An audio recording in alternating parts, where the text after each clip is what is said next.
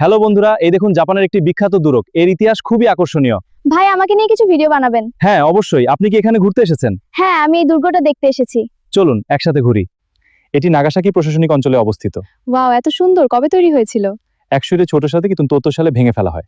তারপর আবার তৈরি হয়েছে? হ্যাঁ, 1904 সালে পুনরায় নির্মাণ করা হয়েছে। দুর্গের ভেতরে জাদুঘরটিতে সীমাবাড়া বিদ্রোহ এবং জাপানের খ্রিস্টান ইতিহাসের অনেক নিদর্শন রয়েছে। ওয়াও, তাই নাকি? খুব ইন্টারেস্টিং। হ্যাঁ, আর এটি একটি হিরাজিরো সমতলে অবস্থিত দুর্গ। এটা অনেক সুন্দর। হাই বন্ধুরা, আজকে আমরা নাগাসাকির একটি ঐতিহাসিক জায়গায় এসেছি, নাম সীমাবাড়া দুর্গ। হ্যাঁ, খুব সুন্দর জায়গা। চলো এগিয়ে যাই। হ্যাঁ চলো। দেখুন এটি দেখতে কত সুন্দর, সাদা দেয়াল এবং কাঁচা এই নকশা জাপানি দুর্গের বৈশিষ্ট্য। হ্যাঁ, তুমি ঠিক বলেছো, এটা সত্যি অসাধারণ লাগছে। চলো আরেকটু এগিয়ে দেখি। ঠিক আছে, চলো। 見てください。とても美しいですよね。白い壁と黒い屋根のデザインは日本の城の特徴です。本当ですね。素敵な景色です。一緒に歩くのが楽しいね。大好き。কিন্তু জানেন কি, এই সুন্দর দুর্গটির একটি রক্তাক্ত ইতিহাস আছে। এটি 1924 সালে সম্পূর্ণ হয়েছিল এবং পরে একটি বিখ্যাত বিদ্রোহের সাথে জড়িয়ে পড়েছিল। ওয়াও, সত্যি? আরো বলুন। অবশ্যই, শুনুন। আমরা এখন দুর্গের ভেতরে জাদুঘরটি দেখব।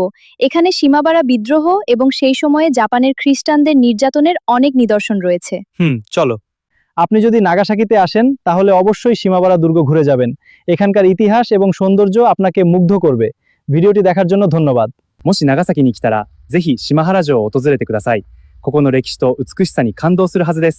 動画を見てくれてありがとう。